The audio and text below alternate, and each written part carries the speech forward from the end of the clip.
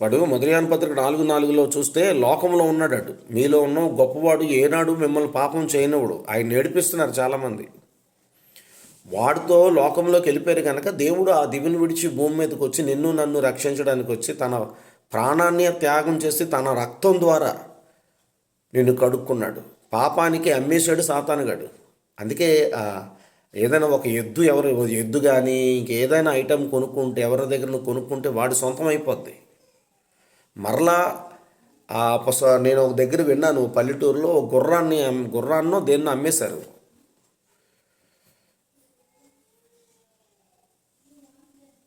ఇది చిన్నప్పుడు విన్నాను, ఏదో సినిమాలు ఉన్నాయి. నేను అప్పుడు అన్యుణ్ణి, గుర్రాన్ని ఏదో అమ్మేస్తే ఏదో చిరంజీవి సినిమా అనుకుంటాను.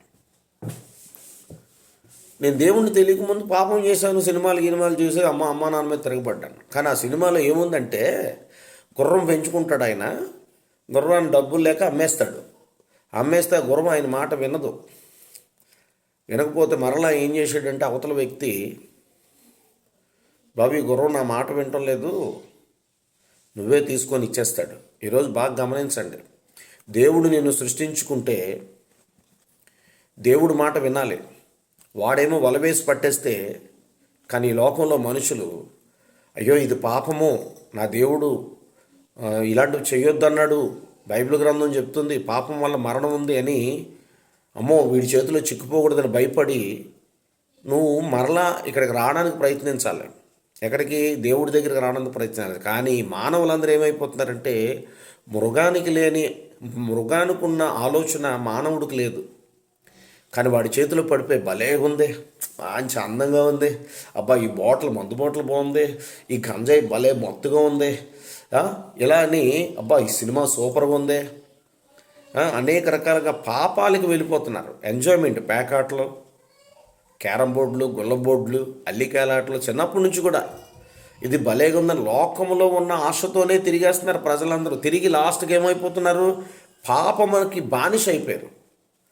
దేవుడు ఏం చేశాడంటే నా బిడ్డల్ని ఎలా కాపాడుకోవాలో నాకు తెలుసు అని ఆకాశానికి భూమికి, ఆకాశమా ఆలకించు, భూమి చెవియొగ్గని యెషయా అధ్యాయంలో మొట్టమొదటి అధ్యాయం 2వ వచనం చదువుకోండి. ఆ 4 వచనాలు చదువుకుంటే ఎద్దు తన మాట, ఆ యజమానుడి మాట విందు కానీ మానవుడు వినలేదంట. తిరగబడ్డారంట దేవుడి మీద.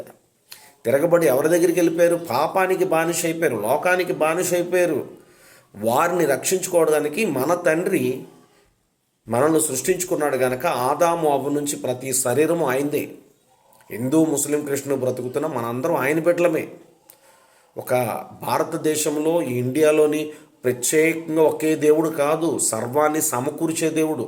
ఈ భూమి అంతా ఆయన సృష్టించుకున్నాడు, ఆకాశం భూమి ఆయన సృష్టించుకున్నాడు. సమస్తము జగత్ పునాది వేసి ఈ యొక్క భూమి మీద ఏం కావాలి అన్నీ సమస్తము సృష్టించుకున్నాడు. ఆదికాండ మొట్టమొదటి అధ్యాయం చదువుకోండి. యోహాను సువార్త మొట్టమొదటి అధ్యాయం ఆ యొక్క 1 నుంచి 5 వచనాలు చదువుకోండి. ఆయన లేకుండా ఏది సృష్టింపబడలేదు, ఆయనే సృష్టించాడు. కానీ మానవుడు లోకములో ఉండిపోయి ఇష్టాసారంగా బ్రతుకుతున్నాడు. ఆయనకి కష్టాలు పడిపోతున్నారు. కానీ దేవుడు నీకోసం నా కోసం ఆ దివిని విడిచొచ్చి నీకోసం ప్రాణత్యాగం చేశాడు. నువ్వు చనిపోకంట, రక్షించాలని. పాపములో చనిపోతే నరకానికి వెళ్ళిపోతావని తెలిసి, అమ్మో నా బిడ్డలు చెడిపోతున్నారే అని తెలిసి ఆయన దివిని విడిచి భూమి మీదకి వచ్చి నీవు నశించిపోకూడదని ఆయన దివి నుంచి భూమికి వచ్చాడు. వచ్చి తన 2 చేతులు చాచాడు. నీ ఆలోచనలు వేరురా, రారా, నేను దర్శనమిస్తాను రా అని యెషయా అధ్యాయము 65 అధ్యాయం మొట్టమొదటి వచనం 2వ వచనం చదువుకోండి. నీ ఆలోచనలు మంచివి కాదు, అయినా నా దర్శనాన్ని నేను రాణిస్తానని తన 2 చేతులు చాచి సిలువలో పిలుస్తున్నాడు. ఆయన సిలువలో ఎందుకు పిలుస్తున్నాడంటే నీ కోసమే. నీ దోషము, నీ పాపం వల్ల నువ్వు చనిపోయి నరకానికి వెళ్ళిపోతావు కనుక నీ కోసం నేను బలియాగం అయిపోవడానికి, ప్రాణ త్యాగం చేయడానికి, త్యాగమూర్తిగా నీ కోసం వచ్చాను అనే సిలువలో తన రక్తం ద్వారా కొనుక్కున్నాడు ఆయన. 1 కొరింథీయులు అధ్యాయం నేను చదువుతాను, ఆ వచనం చూడండి. 1 కొరింథీయుల్లో తన రక్తం ద్వారా కొనుక్కున్నాడు నిన్ను. 1 కొరింథీయులు 9వ అధ్యాయంలో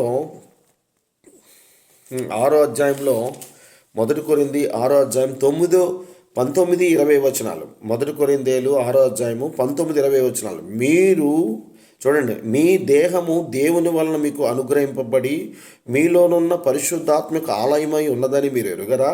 మీరు విలువ పెట్టి మీరు మీ సొత్తు కాదు, మీరు మీ సొత్తు కారు, విలువ పెట్టి కొనబడిన వారు గనుక మీ దేహముతో దేవుణ్ణి మహిమపరచండి. తన రక్తంతో కొనుక్కున్నాడు ఆయన. తన రక్తాన్ని ఇచ్చి ప్రాణత్యాగం చేసి ఆ రక్తం ద్వారా నిన్ను శుద్ధి చేసి ఆయన సన్నిధిలోకి నడిపించుకున్నాడు. ఎవరైతే దేవుడు యేసు ప్రభు అని అంగీకరిస్తారో, ఎవరైతే నమ్మి బ్యాప్టిషన్ తీసుకొని రక్షించబడుతున్నారో, నమ్మని వారికి శిక్ష విధి అని ఆల్రెడీ ఉంది. దీనికోసం కూడా మతోన్మాదులు గోల గోల. ఏమండి, ఒక తండ్రికి ఇద్దరు కుమారులు ఉన్నారు ఫ్యామిలీలోనే. ఒక కుమారుడు తండ్రి దగ్గర ఉన్నాడు, బాగానే ఉన్నాడు. ఒక కుమారుడు తండ్రిని ద్వేషించి ఆస్తి పట్టుకొని వెళ్ళిపోయాడు. లోకాసువార్త 15వ అధ్యాయం చదువుకోండి క్లియర్గా. వెళ్ళిపోయి ఏమైపోయాడు? బాధలు పడిపోయాడు. మరలా తండ్రి దగ్గరికి దిగొస్తేనే, మళ్ళీ తిరిగి వస్తేనే మరలా. ఈరోజు మతోన్మాదులందరికీ చెప్తున్నాను, తండ్రి అనే యేసు ప్రభు దగ్గరికి మీరు రావాలి. తండ్రి, కుమార, పరిశుద్ధాత్మ నామంలో మీరు రక్షణ తీసుకొని రక్షించబడాలి.